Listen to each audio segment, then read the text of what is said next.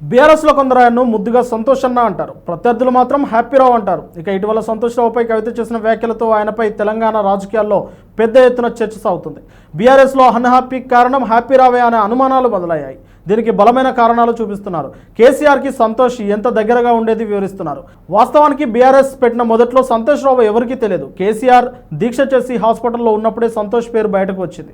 ముఖ్యంగా తెలంగాణ వచ్చిన తర్వాత కేసీఆర్ సీఎం అయ్యాక సంతోష్ పేరు నిత్యం వినిపిస్తూ వచ్చింది. ఇక ఎప్పుడైతే సంతోష్కి రాజ్యసభ సీటు దక్కిందో అప్పటి నుంచి ప్రజలకు కూడా ఆయన ఎవరో పూర్తిగా తెలిసింది. కల్వకుంట్ల కుటుంబానికి చెందిన కేటీఆర్, కవిత, హరీష్ రావుల తర్వాత 4వ వ్యక్తిగా రాజకీయాల్లో సంతోష్ పేరు ప్రముఖంగా వినిపిస్తూ వచ్చింది. ఒక దశలో సంతోష్ వేరే రాజకీయ ఉద్యోగ వర్గాలలో ఎక్కువగా వినిపిస్తూ వచ్చింది.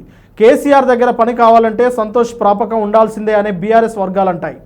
అసలు సంతోష్కు రాజకీయాలకు ఏ సంబంధం అంటూ అనేక ప్రశ్నలు లేవనెత్తాయి. అయినా సరే కేసీఆర్ ఎప్పుడు ఎవరిని కలవాలి, ఎవరితో ఎప్పుడు ఎలా మాట్లాడాలి అనేవి కూడా సంతోష్ కుమార్ చూసుకుంటారని చెప్తారు.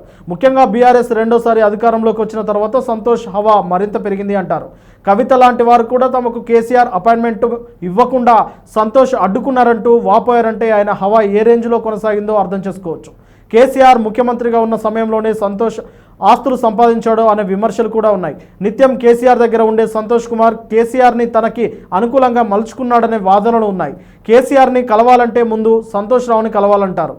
బీఆర్ఎస్ నుంచి బయటకు వెళ్ళిన చాలామంది సంతోష్ రావుపై తమ వేళ్లు చూపిస్తున్నారు. కల్వకుంట్ల కుటుంబ సభ్యురాలైన రమ్యారావు దగ్గర నుంచి విజయశాంతి, ఇప్పుడు కవిత వరకు అందరూ సంతోష్ రావుపై విమర్శలు చేశారు. నేతలే కాదు, మంత్రులు, ఎమ్మెల్యేలు, ఎమ్మెల్సీ ఎవరు ఈ కేసీఆర్ని కలవాలన్నా సంతోష్ అపాయింట్మెంట్ ముందు దొరకాలి అంటారు. అందుకే ఆయన అనుకున్న విషయాలను మాత్రమే కేసీఆర్ దగ్గరికి వెళ్తాయి, మిగతావి ఏవి కేసీఆర్ దగ్గరికి వెళ్ళవు అని చెబుతారు. అందుకే ముఖ్య నేతలు, ఎమ్మెల్యేలు కూడా సంతోష్ రావుపై గుర్రుగా ఉన్నారనే టాక్ అప్పుడప్పుడు వినిపిస్తూ ఉండేది. వీరికి సంతోష్ రావు అంటే అసంతృప్తి ఉన్నా ఇప్పటి వరకు బయటపడలేదు. సమయం కోసం ఎదురు చూస్తున్నారు.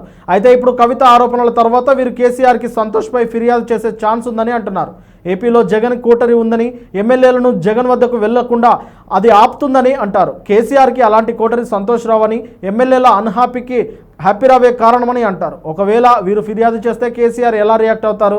సంతోష్ రావుని కాదని నేతలు మాటలు కేసీఆర్ వింటారా? తనపై ఆరోపణలు చేసినా ఇప్పటికీ బయటకు వచ్చి మాట్లాడరని సంతోష్ ఇలా సైలెంట్గానే తాను అనుకున్నది సాధిస్తారా అనేది బీఆర్ఎస్ రాజకీయాల్లో కీలకంగా మారనున్నాయి.